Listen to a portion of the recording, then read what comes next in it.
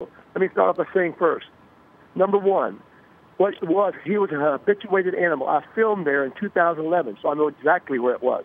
I filmed there in 2011. Those researchers do a great job.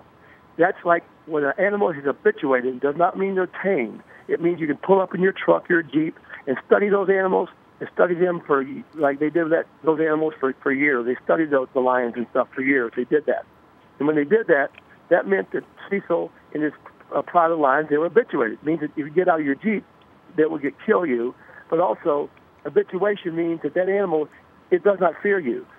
That's like shooting a cow, by the way. If you go hunt for an habituated animal that people study, you might as well shoot a cow because that lion isn't afraid of that, whatever pulls up. And then I understand they drug a piece of animal across the border there of the hunting and non-hunting reserve, and that's not hunting at all. That's called baiting, which is outlawed in most every state in our country of America and also throughout Africa. Most countries in Africa, I'm sorry. Then the third thing with Cecil, they used the bow and arrow. Now, the question they said was, could they see the collar around the neck of the lion? Did they see that collar? Well, if you had a rifle, rifles can go 2 miles or whatever. If you had a rifle, I could see where he might not have seen the collar on the lion. However, it was a bow and arrow hunt, so I cannot see how he had missed the collar on the lion. So with all these things said, yes, you can see I'm upset. I'm upset for several reasons. I happen to raise lions for several zoos throughout the country in the 1970s. I had a beautiful place, by the way. This was not some roadside zoo. Mm-hmm. And so I'm very familiar with lions. And they're beautiful. That's why they're called the king of beasts. And they are dwindling. In 1947, when I was born, 1947, there were, these are rough estimates, by the way. My understanding is there were 400,000 lions in 1947. And when my kids were born in the 1970s, someone said there were 100,000 lions. And today, I understand, someone told me that there are less than 30,000 lions. So you can see what's happening. For example, in Rwanda, we have Lake Akagera.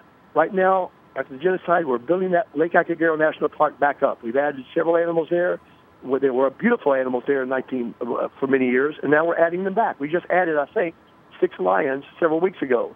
So an idea for some of these countries that have too many lions, which one of your previous interviewers said, if you have too many lions, then what's the problem with maybe taking some of those too many lions and working with Rwanda or working with other countries that don't have those kind of animals? That might help, again, with controlling these animals in certain ways without hunting. Again, I'm not an anti-hunter, but what happened here with this is uncalled for. As your previous guest said, obviously big trophy hunting it may be increasing, but I really believe that it has been going down as well in certain countries over the years because of the deletion of animals. But I also believe that countries in Africa can work together and take some of these animals that are too many and put them places where there aren't too many. Now, that may sound difficult, and I'm sure it is, but anything in the world is difficult. Obviously, what should happen to the man? That probably is one of your questions you might have asked me. I see. I can tell you this right now. In Yellowstone National Park, which is a beautiful park in our country, my understanding is that several years ago, a man shot an elk and put it in his truck and left Yellowstone National Park. My understanding is he paid several $1,000s in punishment, but also he got, someone told me, 2 to 4 years in prison. Now, I'm not a judge or a jury. I've never met the man that did this. I don't know what kind of man he is. I have no idea. But there should be something going on here. And I'm not saying the man, someone asked me yesterday on a radio interview, they said, Jack, should this man be sent back to Zimbabwe to be punished there?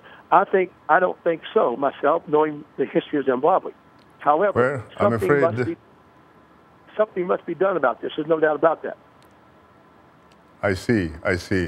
Well, I'm afraid the time happens not to be a best ally, but we will have to stop right there, Jack. And I would like to thank Jack Hanna, who joined us on the phone from the US state of Montana.